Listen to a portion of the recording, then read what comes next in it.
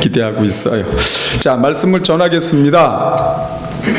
오늘 제목이 우리는 이런 공동체에 살게 된다. 이 제목으로 말씀을 전하겠습니다. 오늘은 우리 교회가 개척이 되고 나면 어느 정도 시간이 지난 다음에 생활 공동체를 하려고 합니다. 도시 공동체와 생활 공동체를 같이 하는 그런 교회를 하려고 합니다. 그런 점에서 우리가 어떤 공동체를 할 건지에 대해서 여러분들과 나누기를 원합니다.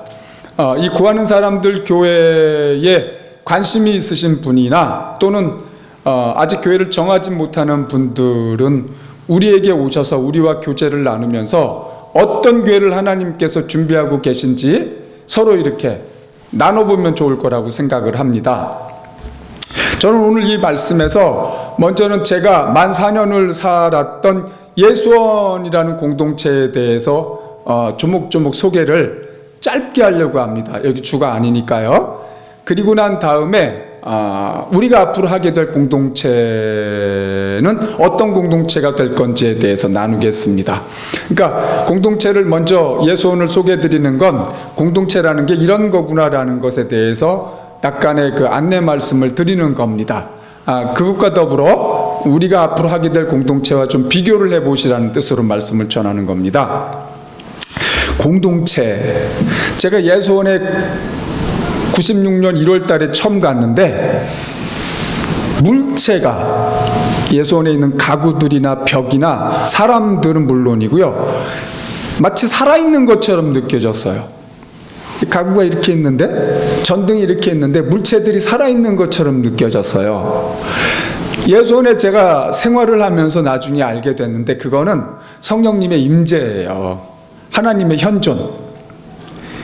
예수원은 생활 공동체인데요, 그 안에 교회가 있고요, 가정이 있고요, 직장이 있습니다. 그곳에서 24시간을 같이 살아요. 근데 그 같이 산다는 것도 물론 귀한 일인데 그 안에서 서로 하나님께서 원하시는 뜻을 이루어가면서 산다는 것, 그렇기 때문에 성령님께서 거기 임재하시는 겁니다. 현존하시는 겁니다. 그래서 물체가 살아있는 듯 느껴진 거예요. 공동체는 하나님의 임재가 있어야 되는 곳입니다.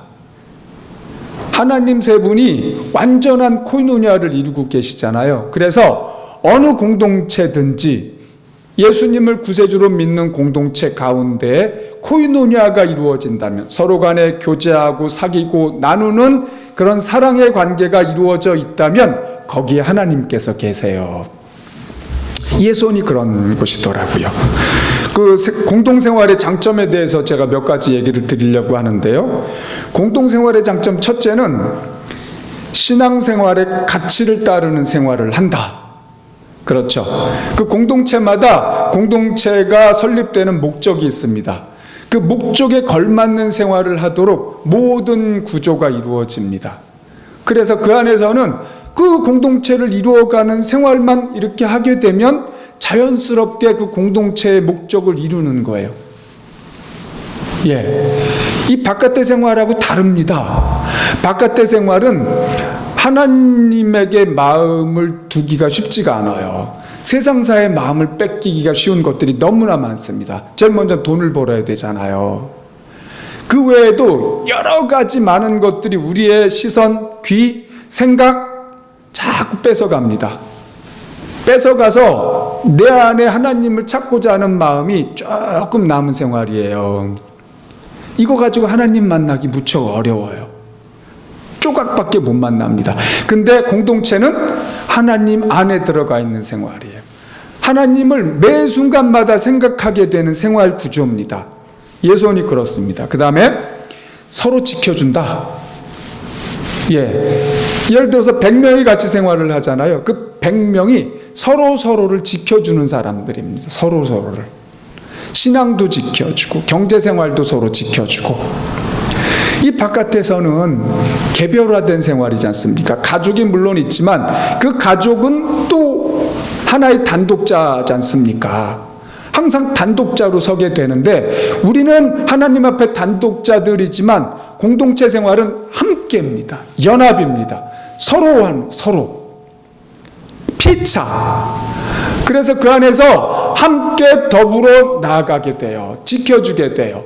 옆에 누군가가 나에게 힘이 되고 내가 그 사람에게 힘이 돼주는 생활입니다. 그래서 유혹을 안 당할 수 있어요. 이 바깥에 얼마나 많은 유혹이 많습니까? 그래서 하나님 떠나게 된 일들이 너무나 많죠. 근데 공동체는 지켜준다. 내가 신앙이 좀 떨어져도 좌절하는 생활 때가 있을지라도 옆에서 나를 지켜주는 사람이 있어서 다시 힘을 낼 수가 있어요. 그래서 하나님의 나라에 들어갈 수 있는 환경이 된다. 그 다음에 서로 성장을 돕습니다. 철이 철을 날카롭게 한다는 잠언 말씀이 있지 않습니까? 서로가 서로를 빛나게 해주고 다듬어 줍니다. 서로의 얼굴을 보면서 서로가 서로에게 배우고 격려가 되고 도전이 되고 때로는 부딪히면서 다듬어져 가거든요. 그래서 서로에게 힘이 되는 그런 곳이고 성장을 돕고, 그 다음에 모이면 경제력이 생깁니다. 사람은 모이면 경제력이 생깁니다. 그죠? 이 바깥의 생활을 보십시오. 어느 마을에 100명이 모이면 100명의 경제력이 생긴 거죠. 1000명이 모이면, 10,000명이 모이면 10,000명의 경제력이 생긴 겁니다. 공동체에 예를 들어서 1000명이 모여서 생활한다고 생각해 보세요. 1000명의 경제력이 생기는 겁니다. 1000명의 경제력. 한 명이면 1000을 당할 수 있지만 2명이면 10,000명을 당할 수가 있다. 3명이면 10만 명을 당할 수가 있다. 연합이라는 게 그런 힘이 나오는 겁니다. 이 경제에도 그대로 나타나요. 그 다음에 교육 환경과 생활 환경이 좋다. 그렇죠.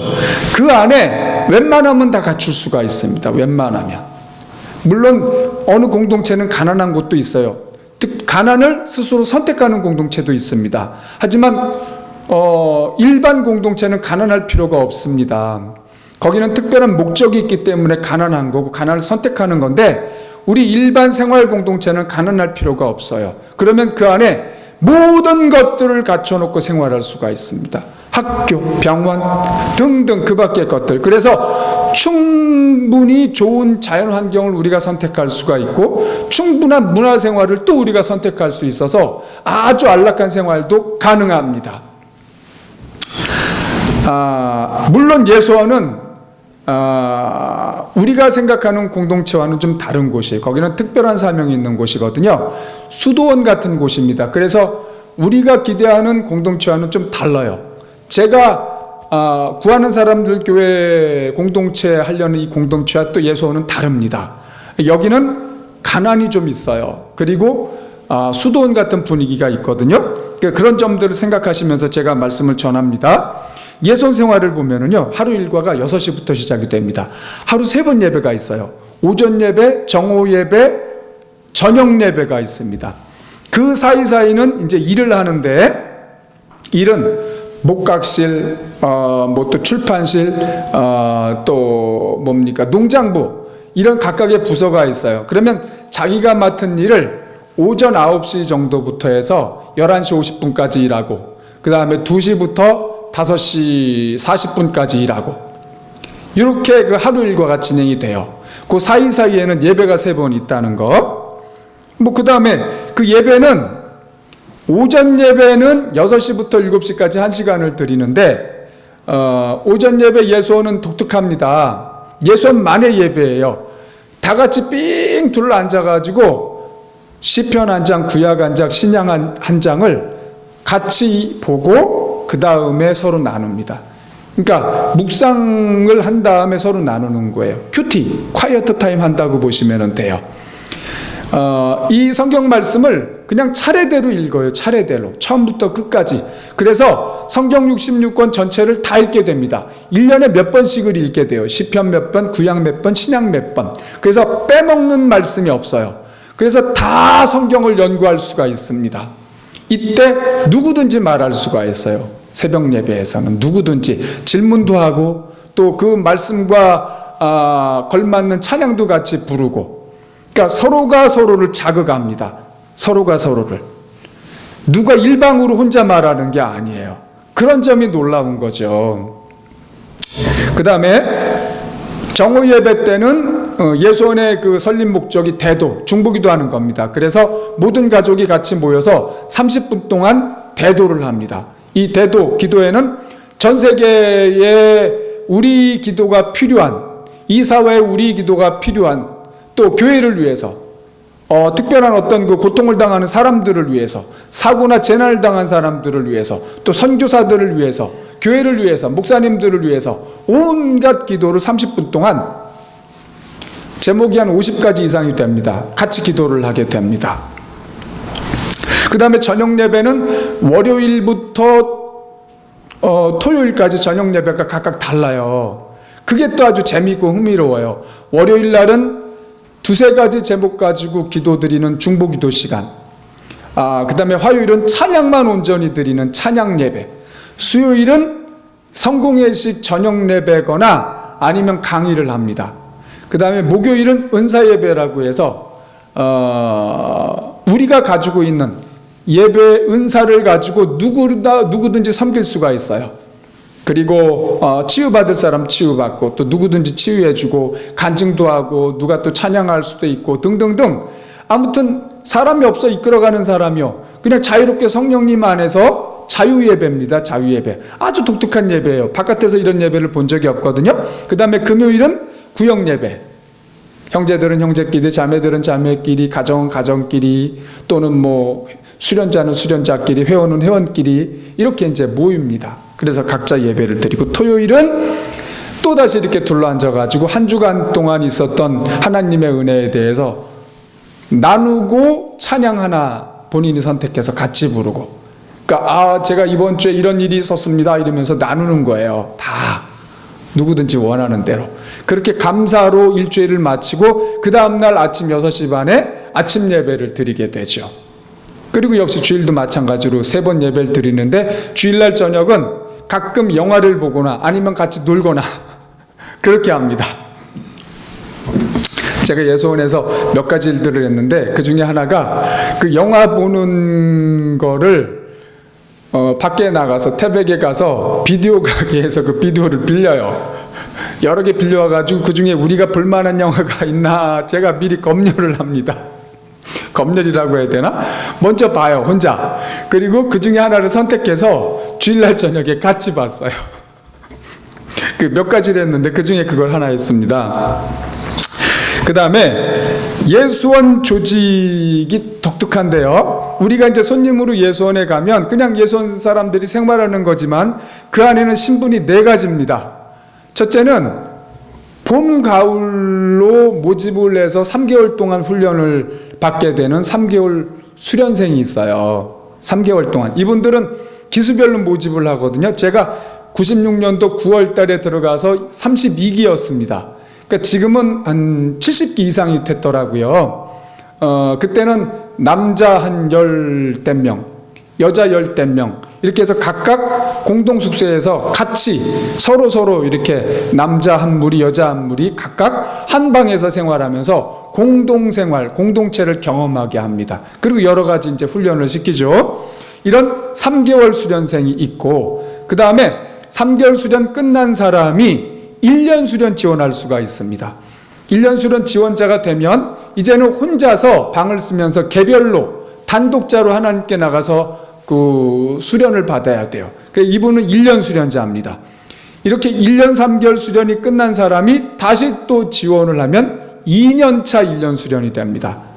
이렇게 해서 2년 3개월 수련이 끝나면 회원으로 지원할 수가 있어요. 회원은 준회원과 정회원이 있습니다.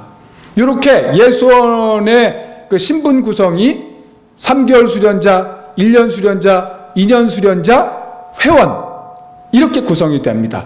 예수원은 회원들이 운영하는 곳입니다. 한 달에 한 번 회의를 하는데 한 방에 회원들이 다 모여요. 그리고 하루 종일 회의를 해요. 이 회원회의가 예수원의 최고 의사결정 기구입니다. 여기서 충분히 누구나 서로 대화를 나누고 표로 결정을 합니다. 표. 준회원은 말은 할 수가 있는데 이 회의에서 이 표가 없습니다. 투표권이 없어요. 정회원은 말할 수 있고 투표권이 있습니다. 준회원은 제가 있을 때는 정회원은 정회원들의 100% 투표가 이루어져야 돼요. 그래야지 정회원이 되고, 준회원은 그때 3분의 2였어요. 근데 제가 나온 뒤에 바꿨습니다.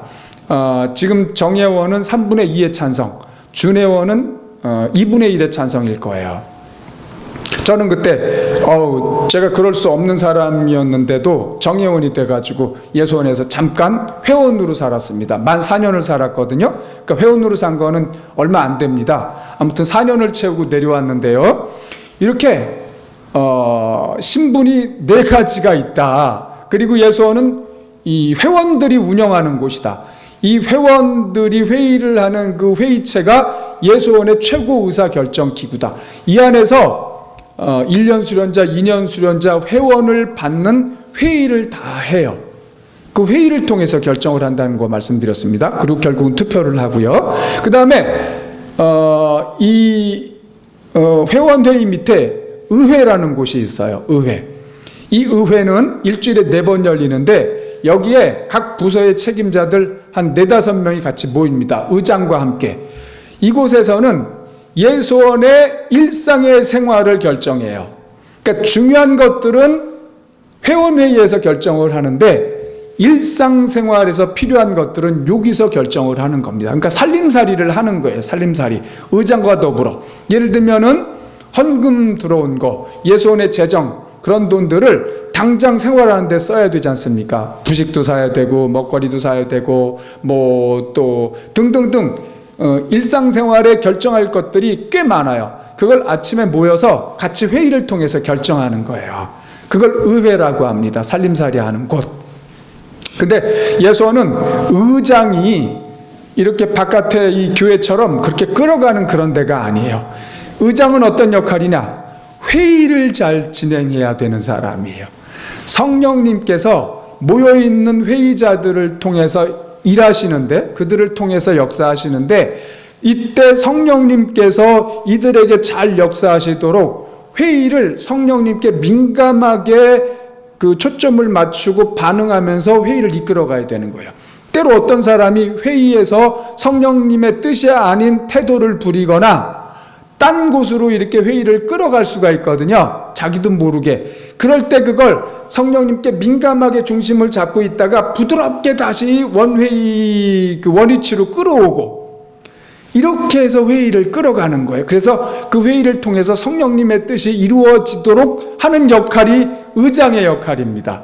이렇게 막 끌어가는 게 아니에요. 공동체 예수원은 그렇게 되어지지가 않습니다. 언제나 회원 회의를 통해서 결정을 한다.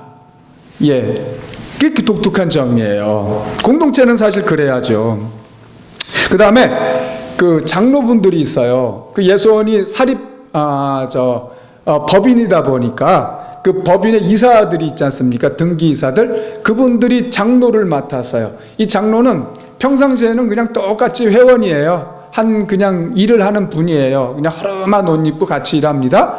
근데 이제 회원회의에서 풀지 못하는 어떤 일이 있을 경우에 장로들이 모여서 조금 더 적은 사람들이 모여서 충분히 얘기를 나누고 방향을 제시해 주려고 애를 쓰는 거죠. 근데 그게 의사결정 기구는 또 아니에요. 언제나 회원들이 의사결정에 결정권이 있다. 대천덕 신부님도 설립자셨지만 한 표, 그 부인이신 제인 할머니도 한 표, 언제나 한 표였어요. 누구나 말은 할 수가 있습니다. 누구나. 그래서 충분히 대화를 나누다 보니까 오전에 시작해서 오후 저녁에 끝나는 거예요. 저녁 때도 끝나지 않으면 저녁까지도 하고 그래요. 밥 먹고 저녁 먹고 또 하고. 재미있죠. 그래서 회의가 거기에 성령님께서 어떻게 역사하시는지를 우리가 볼 수가 있으니까요. 자, 그 다음에 교육에 대해서 말씀드리면 예수원은 유치원이 있습니다. 초등학교는 밑에 있는 하삼이 초등학교를 다녔는데 지금은 거기가 이제 사람들이 없으니까 폐교가 됐어요. 근데 거기에 예수원이 설립한 4번째 강 중고등학교, 대안학교가 있습니다. 대천덕 신부님의 아드님이신 벤토레이 신부님이 그 네 번째 학교를 부인과 더불어 설립하셨거든요. 그 예수원 사역이 됐는데 거기에서 대안학교를 하고 있어요. 예전에 학생들, 예수원 학생들은 중학교, 고등학교는 태백으로 갔죠. 버스 타고 왔다 갔다 했습니다. 지금도 아마 태백으로 왔다 갔다 하는 학생이 있을지는 모르겠는데 대부분은 이 네 번째 학교를 다닐 거고요. 졸업한 학생들이 꽤 있어요. 그 다음에 성인 교육은 특별한 뭐 성인 교육인 프로그램이라는 게 없어요. 다만 3개월 수련생들은 3개월 수련생을 위한 일주일에 한 번 강의가 있고, 그 다음에 수련자들을 위해서 일주일에 한 번 모이는 모임이 있고, 그 다음에는 없습니다. 예수원은 철저하게 그 세 번 드리는 예배가 배움을 얻는 장소기도 하고 배움을 나누는 장소기도 하고, 그 다음에 일상생활 같이 일을 하면서 그 모든 것들이 다 그냥 배움의 장소예요. 깨달음의 장소예요. 예, 하나님과 함께하는 장소라 언제나 각성이 일어나고 본인이 항상 하나님께만 마음을 두면 언제나 하나님을 만나서 뭔가 새로운 깨달음을 얻을 수 있는 그런 곳입니다. 그래서 어떤 강의로 이루어지는 곳은 아니다. 나눔으로 이루어진다. 혼자 하나님께 나아감으로 이루어진다. 함께 더불어 나아가면서 이루어진다. 뭐 이렇게 교육이 진행된다고 말씀을 드릴 수가 있습니다. 그러니까 조금 더 말씀을 드리면 이렇게 교실처럼, 교회가 사실은 대부분 교실이 됐지 않습니까? 한 사람이 말하고 여러 사람들은 그거 듣고, 그렇게 해서 지식으로 듣는 것 같은 지식 배움이 됐는데 예수원은 그렇지 않다니까요. 예, 서로 나누고 그것을 실제 생활에서 실행해 보는 겁니다. 성경의 말씀 진리라는 게 그런 거거든요. 내 이웃을 내 몸같이 사랑하라고 했으면 내가 어떻게 저 사람을 사랑할 수 있을까? 용서하라고 했으면 어떻게 저 사람을 내가 용서하고 함께 더불어 살 수 있을까? 사랑하며 그걸 실행해 가는 것이거든요. 실행해 가는 것, 이루어 가는 것. 그 다음에 예수원 경제는 지출의 50% 정도는 헌금과 그 다음에 그곳에서 만드는 수공예품 판매, 그 다음에 뭐 잘 자란 수입이 있는데 그런 걸 합쳐가지고 그 예산의 50% 정도는 채워져요. 그 예수원은 헌금을 요구하지 않습니다. 그냥 헌금통이 손님부 저쪽 한 곳에 그냥 홀로 외로 있어요. 저기 있다고 얘기도 안 해요. 그냥 손님은 2박 3일 오셔서 무료로 계실 수가 있어요. 식사도 하시고. 근데 헌금 요청에 대해서 아무 말도 없습니다. 그런 가운데 헌금을 하시는 분들이 계시죠. 그런 거 저런 거 합쳐가지고 50%는 된다. 그럼 50%는 어떻게 하느냐? 하나님을 의지하면서 삽니다. 하나님께서 그 나머지를 채워주시도록. 왜 이렇게 되느냐면 대천덕 신부님이 예수원을 설립하실 때 근거가 되는 말씀이 마태복음 6장 33절, 너희는 먼저 그의 나라와 그의 정의를 구하라. 그리하면 이 모든 것을 너희에게 더하시겠다. 이 말씀을 붙잡고 들어가신 거예요. 우리는 다른 사람들을 위해서 기도하는 대도를 통해서 하나님의 나라와 정의를 구하겠다. 그러면 하나님께서 먹여주신다. 이 진리를 대신부님이 중국에서 태어나셨지 않습니까? 그때 허드슨 테일러 선교사와 그 대신부님 집안과 교제가 있었어요. 허드슨 테일러가 믿음 제정했지 않습니까? 그 허드슨 테일러가 선교를 하던 그때는 모든 선교사들이 선교부에서 선교 자금을 받아서 선교를 하던 시대였어요. 근데 허드슨 테일러는 그렇게 안 하고 그냥 하나님께 도움을 구해서 선교를 하겠다. 그리고는 후원자나 선교부 지원 안 받고 중국 내주로 들어갔지 않습니까? 근데 중국 안에 전쟁이 일어나서 중일 전쟁이 일어났죠.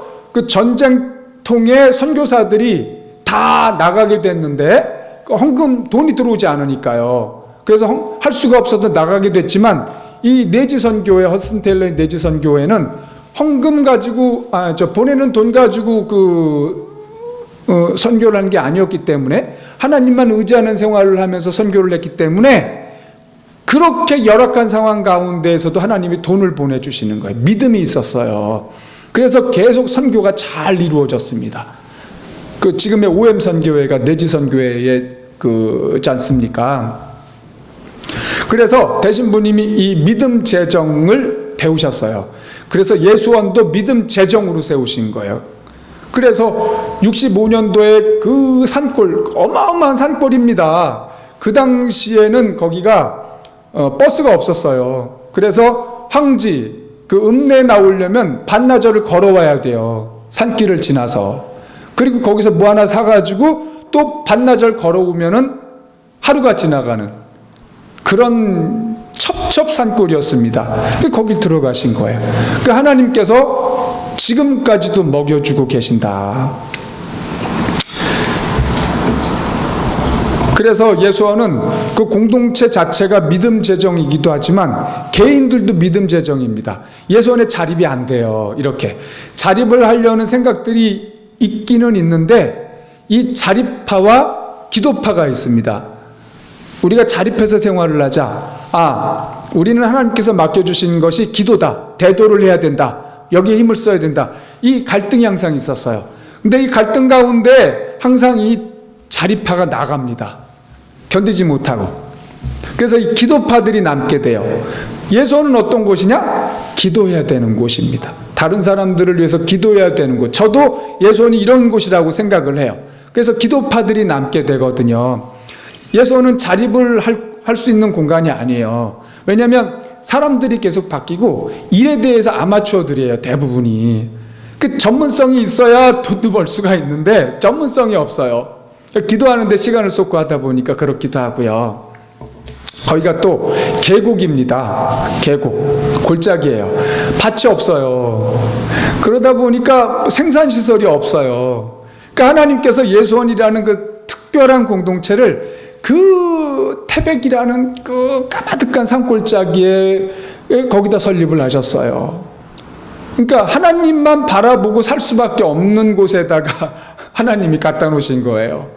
그래서 하나님께 그 산에서 기도하면서 하나님만 바라보고 하나님께서 그러면 먹을 걸 보내주시고 그렇게 생활을 했습니다. 그래서 개인들도 그렇게 믿음 재정으로 생활을 해요. 공동체가 자립이 안 되니까 각자 일부분을 충당을 해야 돼요. 믿음으로. 일부분은 제공이 되지만 그래서 본인 모든 사람들이 다 믿음 재정으로 삽니다. 저도 그랬습니다. 필요한 걸 하나님께서 보내주시기를 기도하면서 살았습니다. 근데 예수원의 사람들이 아이들이 4명인 사람도 있고 7명인 사람도 있고 그래요. 아이들 많이 납니다. 그 아이들을 대학까지 보냅니다. 제가 옆에서 봐도 기적이에요. 아니 저분들은 어떻게 저렇게 저도 의아스럽지만 하나님을 신뢰하는 믿음을 통해서 다 자녀들을 대학에 보냅니다. 그 다음에 예수원 산업은 뭐 수공예품, 십자가 만드는 거 나무로, 그 다음에 기도의자 만들고, 뭐 그 다음에 꽃방에서 이렇게 뭐 책갈피 아주 예쁜 생활을 이렇게 눌러가지고 말씀 한 구절 넣어서 그런 이 수공예품들이 예쁘니까 많은 분들이 사갑니다. 그 다음에 예수원 목장이 있어요. 오랫동안 목장을 했는데요. 태백에서 불화를 받아서 태백시에서 땅을 불화받아서 오랫동안 양도 키우고 젖소도 키우고 소도 키우고 제가 97년도 1년 수련 때 겨울에 12월 달에 그 목장에 지원 파견을 나갔습니다. 그 추운데 거기서 젖소를 모는 목동으로 일을 했어요. 엄청나게 힘들었습니다. 눈은 뭐 엄청나게 오고 바람 쌩쌩 불고 그걸 또 혼자 그 외딴 오두막 같은 곳에서 혼자 생활하면서 그걸 했어야 됐어요. 그 젖소 그 치우고 뒷바라지하는 게 그게 보통 일이 아니에요. 제가 여러 가지 일들을 해봤지만 굉장히 힘든 악조건 가운데에서 그 일을 하니까 굉장히 힘들었습니다. 그렇게 해본 적도 있어요. 지금은 목장에서 한우를 키우는데 그것도 전문성이 좀 부족해요. 그래서 큰 수입은 아마 나지 않을 거예요. 젖소 키워서 그걸로 이제 그 고기를 판매해서 이제 수입은 얻고 있습니다. 근데 그 목장에는 대진부님 살아계실 때 삼수령 연수원이라고 그곳에 연수원을 세워서 사람들을 불러서 가르치고 그분들이 선교할 수 있도록 하는 그런 비전이 있으셨는데 돌아가셨죠. 근데 그 아드님이 지금 그 삼수령 연수원을 세우려고 애를 쓰고 계세요. 또 그 안에는 공동체 생활을 할 수 있는 숙소도 마련을 하고 또 학교도 거기에 마련을 하려고 하는 것 같고, 그러니까 여러 가지 복합시설을 지금 세우려고 애쓰고 계세요.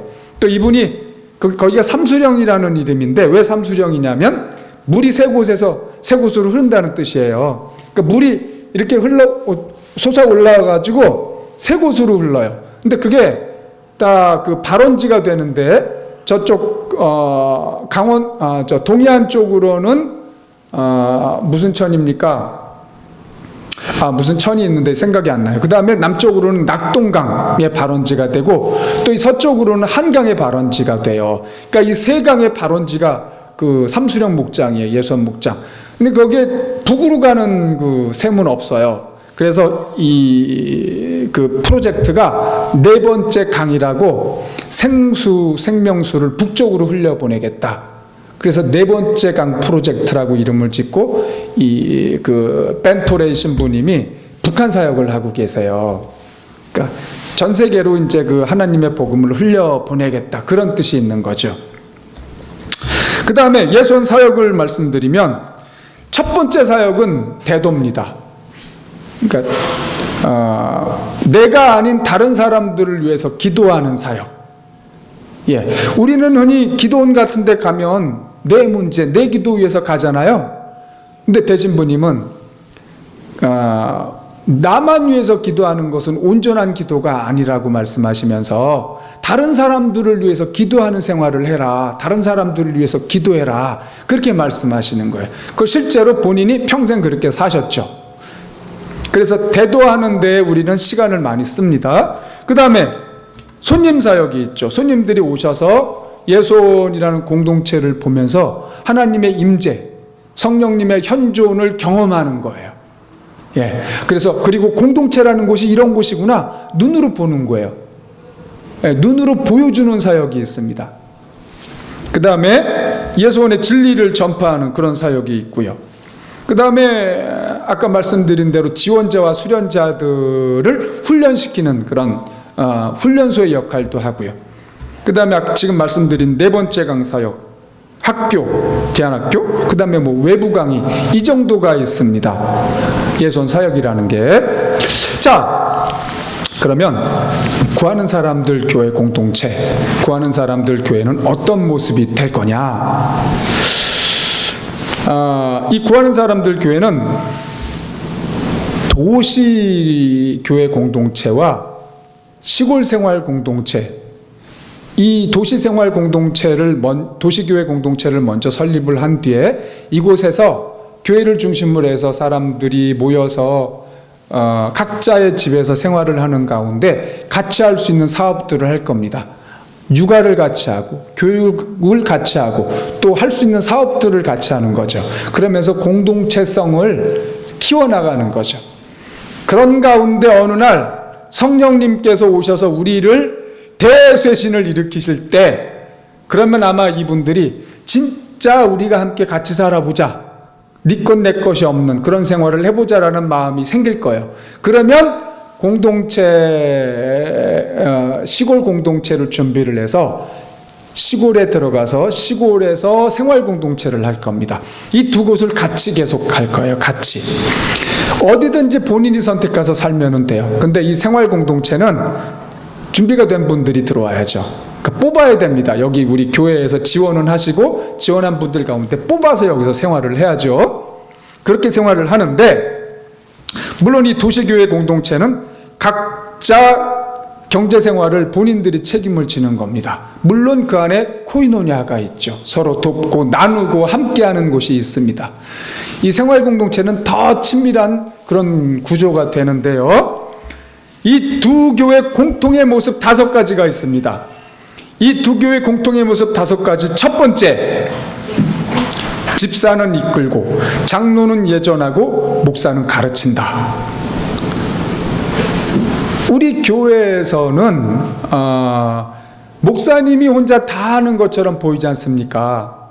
목사님이 다 많이 하죠. 근데 사실은 장로님들이 뒤에서 당회라는 곳을 통해서 의논을 내서 일을 하시는데, 근데 목사님이 실제로 많은 권한을 갖고 일하는 경우가 많아요. 또 역할도 너무 많습니다.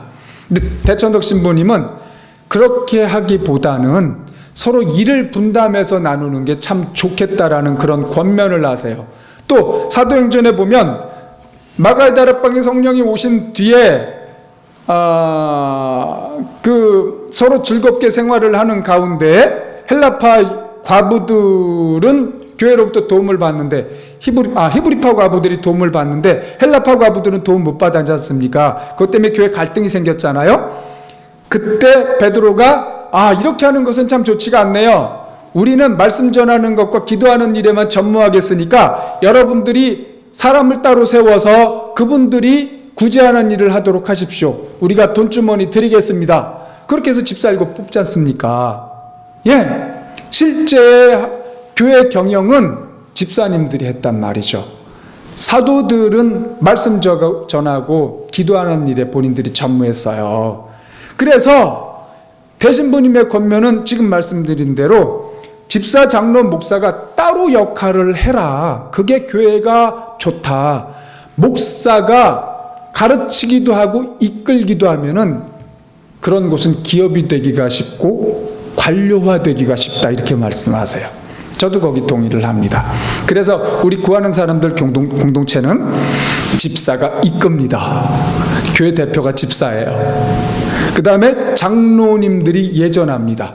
세례를 주고 그 다음에 주일날 매주 있게 되는 성찬식을 거행을 합니다. 그럼 목사는 뭐하냐? 가르칩니다. 가르칩니다. 그러니까 목사는 공부하는 사람이에요. 공부 열심히 해야 돼요. 공부 가르치기 위해서. 그러면 불필요한 시간을 다른 데 써야 될 시간을 공부하는 데 시간을 쓰니까 이 설교의 질이, 가르침의 질이 굉장히 높아지겠죠. 지금 목사님들이 가르치랴, 공부 준비하랴, 공부하랴, 그 밖에 흔히 목회라는 걸 하랴, 거기 시간을 투입하다 보니까 공부하는 시간이 너무 적어요.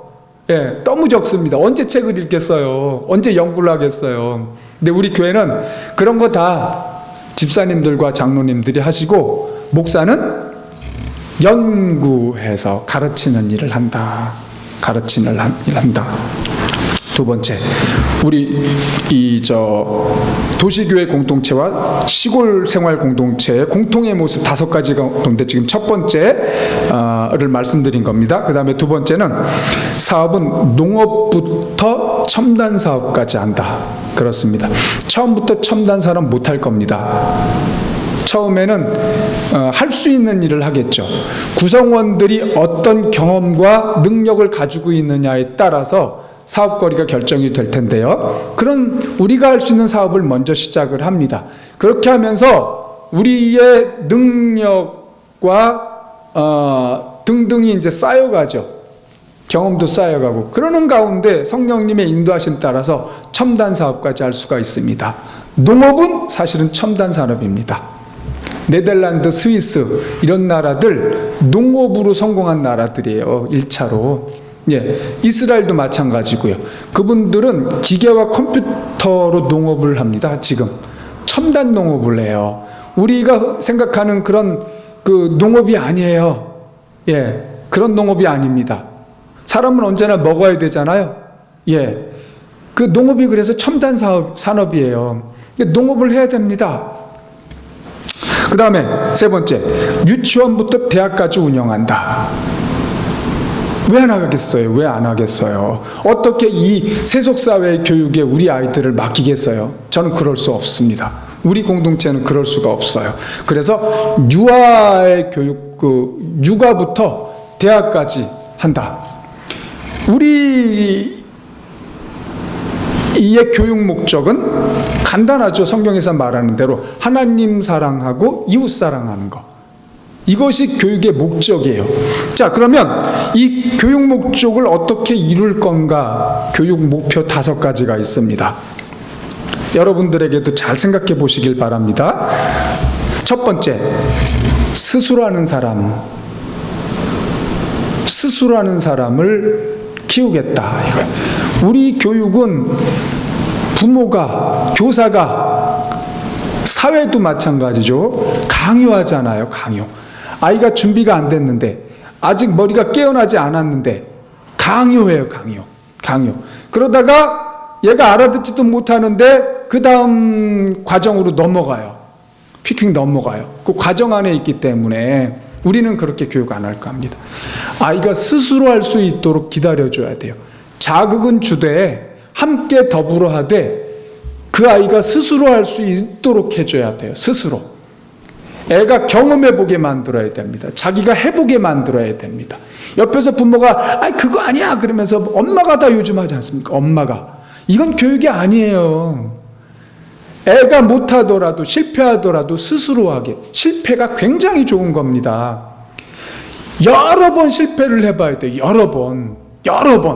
네. 실패를 하여튼 30대 40대까지는 실패를 주구장창 해봐야 돼요. 실패가 너무나 좋은 겁니다. 근데 우리는 실패를 기다려주지가 않아요. 어릴 때부터. 그건 교육이 아니에요. 올바른 교육이 아닙니다. 실패를 기다려주는 겁니다. 서툼을 기다려주는 겁니다. 그래서 끝까지 스스로 하도록. 그게 공동체라서 가능해요. 또 우리 교육 안에 있기 때문에 가능하고요. 자, 그 다음에 두 번째, 재능대로 사는 사람이 되도록 하겠다.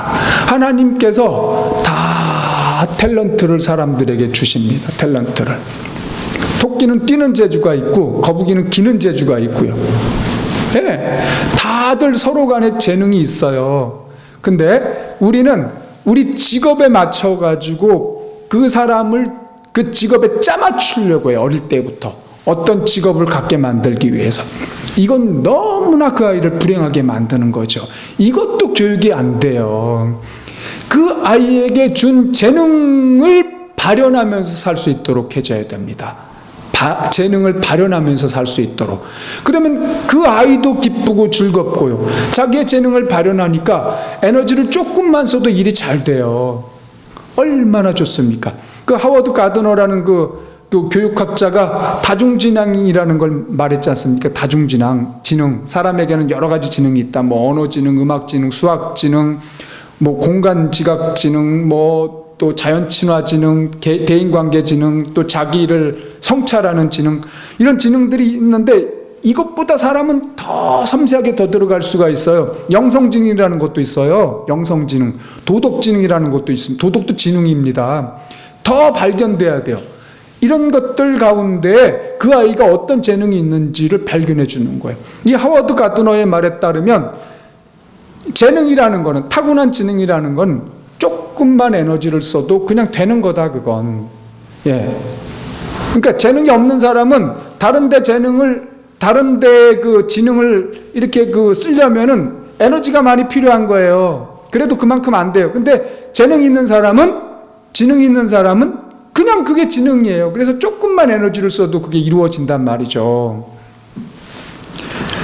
그 사람의 재능을 키워주는 교육을 해야 된다. 그 다음에 세 번째, 만들어내는 사람으로 키워내야 됩니다. 만들어내는 사람. 하나님이 창조자세요. 하나님. 창조자. 우리 하나님의 유전자를 갖고 태어난 우리 모든 사람은 만들어낼 수 있는 창의력이 있습니다. 조금 있는 사람이 있고 많이 있는 사람이 있죠. 다 있어요. 그렇지만 다 새로운 걸 만들어낼 수가 있습니다. 목공으로 새로운 걸 만들어낼 수가 있고, 기계를 새로운 걸 만들어낼 수가 있고, 이 자본주의, 고장난 자본주의를 보완해가지고 더 좋은 걸 만들어낼 수가 있고요. 창의력이라는 게 있는 걸 더 좋게 만드는 거, 없는 데서 있는 걸 새로 만들어내는 거, 이런 게 다 창의력이거든요. 그러니까 이게 지금 있는 이 경제 구조, 정치 구조, 이런 것들이 얼마나 문제가 많습니까? 근데 누구도 그걸 해결 못하고 있잖아요. 학자들 가운데. 근데 우리 아이들을 통해서 그런 창의력을 키워주고 올바른 정신을 심어주고, 그런 아이들이 새로운 정치 구조, 새로운 경제 구조, 좋은 구조들을 만들어낼 수가 있죠. 그런 걸 장려하는 겁니다. 어릴 때부터 만들어내는 사람을 키워낸다. 그 다음에 네 번째, 자연과 예술을 즐기는 사람. 네, 하나님께서 이 자연을 우리에게 허락하셨고 또 예술도 우리에게 주셨어요.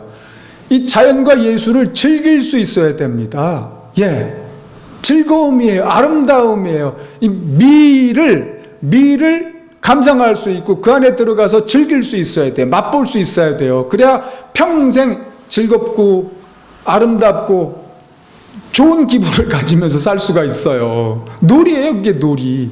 예. 우리는 자연을 즐기는 것을 장려하고 또 좋은 자연 속에 들어가려고 애쓰고 자연을 만들고 또 예술을 즐기는 거죠. 예술을 장려하고 누구나 악기 하나씩은 다루도록 하고 같이 서로 합주를 하고 좋죠. 다섯 번째, 이웃과 함께하는 사람.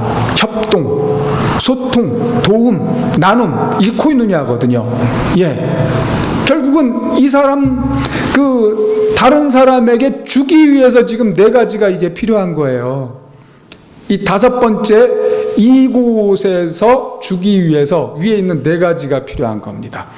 스스로 하는 사람, 재능대로 사는 사람, 만들어내는 사람, 자연과 예술을 즐기는 사람이 왜 필요하냐? 다른 사람에게 이거 다 주기 위해서요.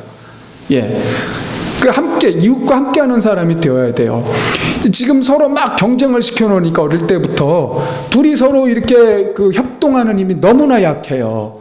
이 협동도 안 되고 도와주려는 마음은 더구나 없겠죠.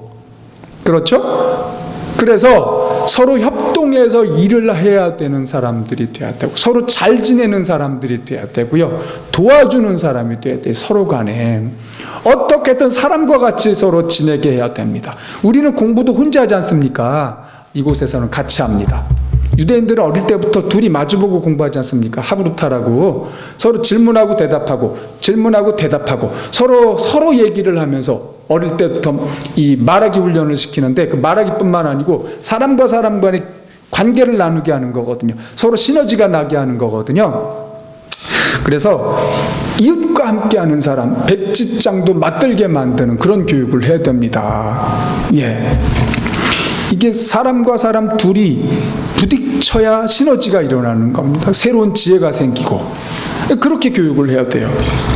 자, 그 다음에 지금 두 교회 공통의 모습 5가지를 말씀드리는 가운데 세 번째 교육에 대해서 말씀을 드린 겁니다. 그 다음에 공통의 모습 5가지 가운데 네 번째, 구하는 사람들은요 경도업학체예전을 하는 사람들입니다. 경도업학체예전, 발음이 경도업학체예전. 이게 뭐냐면 경은 성경을 연구한다. 우리는 성경을 연구하는 사람들입니다. 성경 속에 놀라운 진리와 보화가 있습니다. 성경을 깊이 연구하는 우리 모든 구하는 사람들, 교회 사람들은 그런 사람들이라는 얘기입니다. 그 다음에 두 번째, 기도하는 사람들, 대도하는 사람들입니다. 대도. 우리 구하는 사람들 생활공동체 안에선 12시 되면 12시 또는 전에 모여가지고 예수원처럼 대도할 겁니다. 대도. 직장에 이 도시 교회에서 생활하는 분들은, 직장 다니는 분들은 직장 나가야 되겠죠. 근데 생활공동체 안에서는 전 세계를 놓고 대도합니다. 그 다음에 세 번째, 우리는 배우는 사람들입니다. 각자 한 가지씩, 최소 한 가지씩 자기의 전공이든지 뭐든지 평생 공부를 파는 거예요. 평생. 우리 학생이 피아노 전공이니까 피아노를 계속 공부하는 거예요. 평생. 피아노. 연구하고 공부하고 실제로 반주를 계속 연습하고. 예를 들면 원예를 하는 분이 있다. 그것도 원예를 공부입니다. 공부. 원예를 통해서 더 깊이 들어가는 겁니다. 전기기술자, 전기를 계속 공부하는 거예요. 운동선수, 운동 계속 공부하는 거죠. 모든 게 다 공부입니다. 공부. 우리는 자기가 할 수 있는 거, 선택한 거 어느 것 한 가지를 깊이 공부하는 사람들이 돼야 된다. 그 다음에 운동하죠. 하나 정도는. 본인이 선택해서 배드민턴을 하든지 축구를 하든지 등등등등 탁구를 치든지 걷기를 하든지 운동도 하고, 그 다음에 예술, 음악이든 뭐 미술이든 등등 어떤 예술이든지 본인이 하나 선택해서 또 즐겁게 생활을 합니다. 그 다음에 전도하는 거죠. 이 공동체에서 생활을 하다가 우리 같은 공동체에 나가서 그곳에서 또 생활하면서 공동체를 할 수가 있어요. 요건 조금 이따 요 다음번에 말씀드리겠는데, 지금 4번째 말씀드렸습니다. 그 다음에 5번째, 전 세계에 이와 같은 공동체를 세워서 선교한다. 그러니까 우리가 하려는 이 공동체를 전국에 세우면 그게 전도입니다. 해외에 세우면 그게 선교예요. 거기에 나가는 겁니다. 우리 생활공동체에 사는 분들이 나가서 거기서 같이 살아요. 여러분들이 나가서 같이 살면서 그분들을 훈련시켜가지고 그 생활공동체로 들어오게 해서 같이 사는 겁니다. 또 그러면 그게 선교예요. 또 다른 곳에 갈 수도 있습니다. 다른 나라. 이런 생활을 하는 곳이 될 것이다.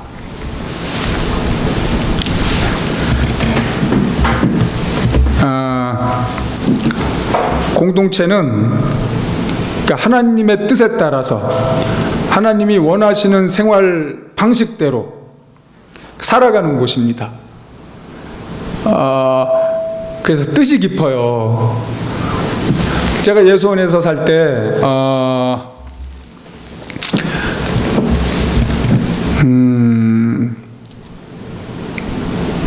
사람 사는 맛이 나요.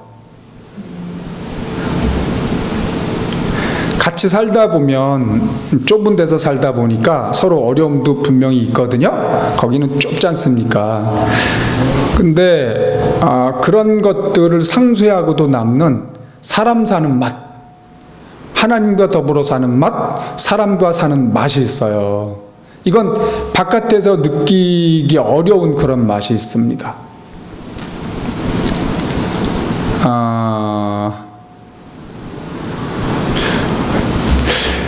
그래서 가끔 이렇게 이제 예수원 생각이 납니다. 그때 그 생활했던 그 맛이 생각이 나요. 예전에 먹은 맛있는 음식 계속 생각나지 않습니까? 꼭 그와 같아요. 그때 내가 그 예수원에서 경험했던 것들, 함께 웃었던, 함께 나눴던, 함께 춤추고 노래했던, 은혜를 받았던, 영화를 같이 봤던, 같이 보면서 울었던 뭐 그런 생각들이 나면서 사람이 같이 사는 것이 얼마나 소중한 일인지 자꾸 이렇게 되새겨져요. 이 한국 사회 정말 각박하지 않습니까? 단독자로 삶을 뚫고 나가야 되는 이런 현실 속에서 하나님의 자녀된 사람들이 하나님을 아버지로 모시고 함께 더불어 나누면서 산다면 얼마나 기쁘겠습니까? 얼마나 좋겠습니까?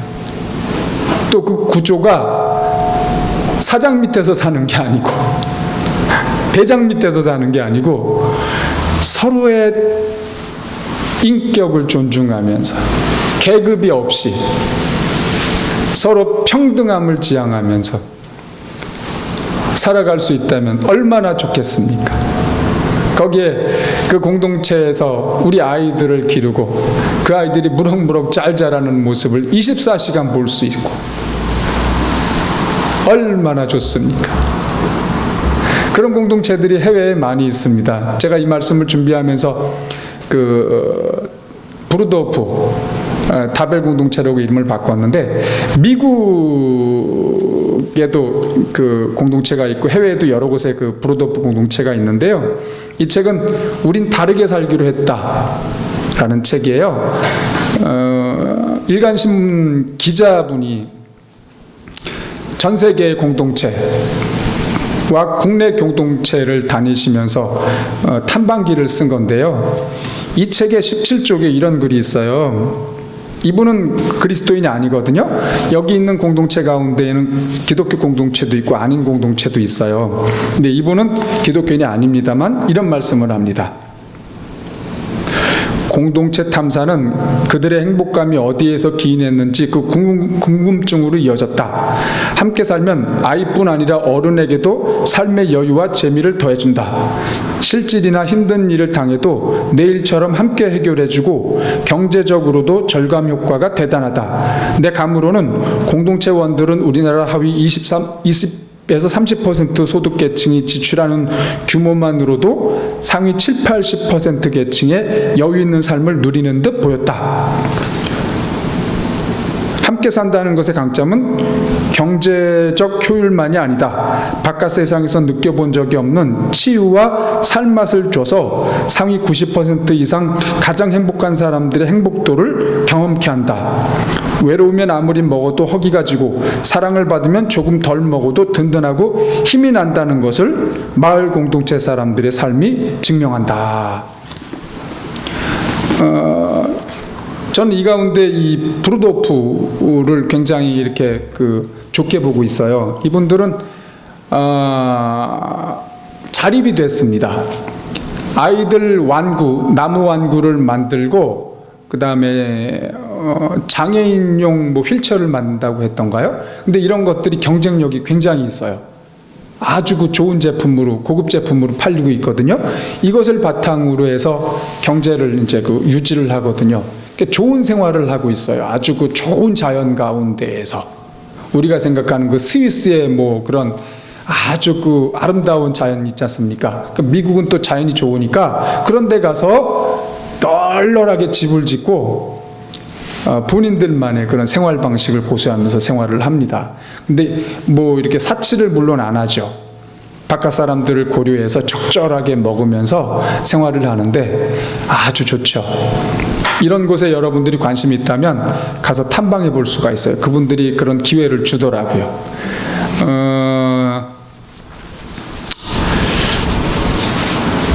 그런 공동체를 하겠습니다. 같이 사시죠, 여러분.